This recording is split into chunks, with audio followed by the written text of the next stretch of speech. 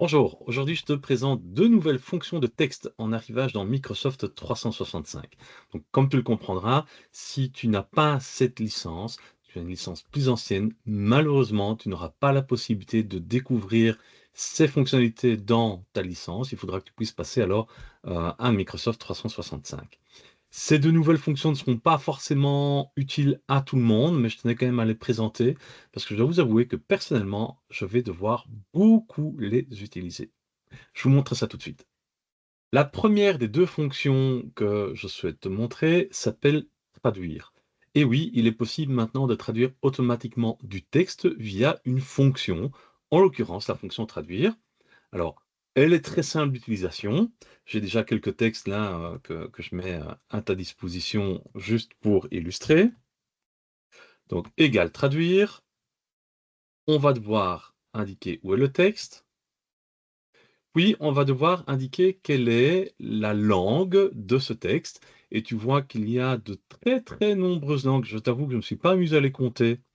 Il y en a même dont j'ignorais l'existence complètement, pour être totalement honnête avec toi.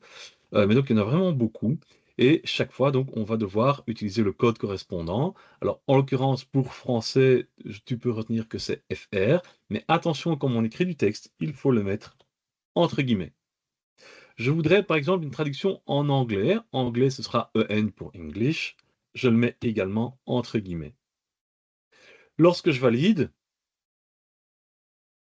tu as vu que pendant une fraction de seconde, il y avait un message busy qui apparaissait, simplement parce qu'il était en train de traduire. Ça lui demande un petit peu de temps, donc c'est pas aussi instantané qu'une fonction standard, mais tu vois que j'ai pu récupérer mon texte ici en anglais.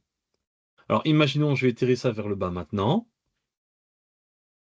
Que se passe-t-il? Eh bien, dans la mesure où dans ma fonction, je l'avais dit que mon texte d'origine est en français, eh bien, si ce n'est pas le cas, il n'arrive pas alors à traduire, il va garder le texte tel qu'il était. Donc là, le texte était déjà en anglais, il reste en anglais.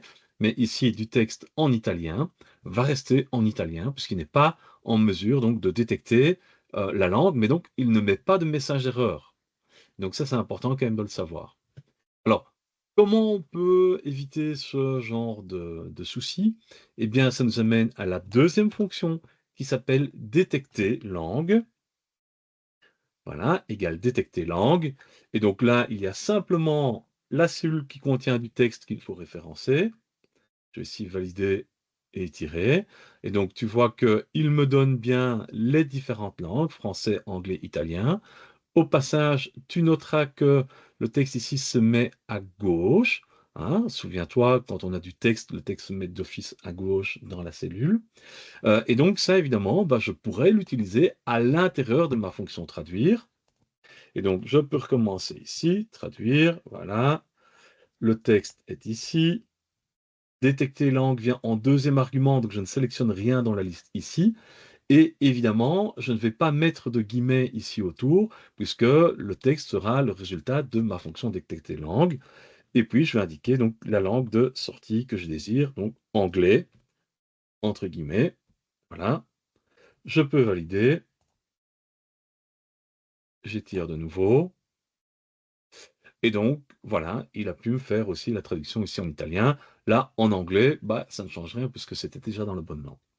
Alors, je me doute que ce ne sera pas utile pour tout le monde, mais je dois t'avouer que personnellement, je vais vraiment beaucoup l'utiliser, même, enfin, je n'aurai peut-être pas besoin de détecter langue, mais beaucoup traduire. Pourquoi? Parce que je donne régulièrement des formations Excel en anglais.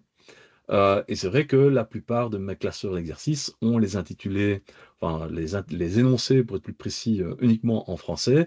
Et donc c'est-à-dire que chaque fois alors, bah, je fais une traduction en live pour les participants, sachant qu'il y en a qui ne parlent pas français.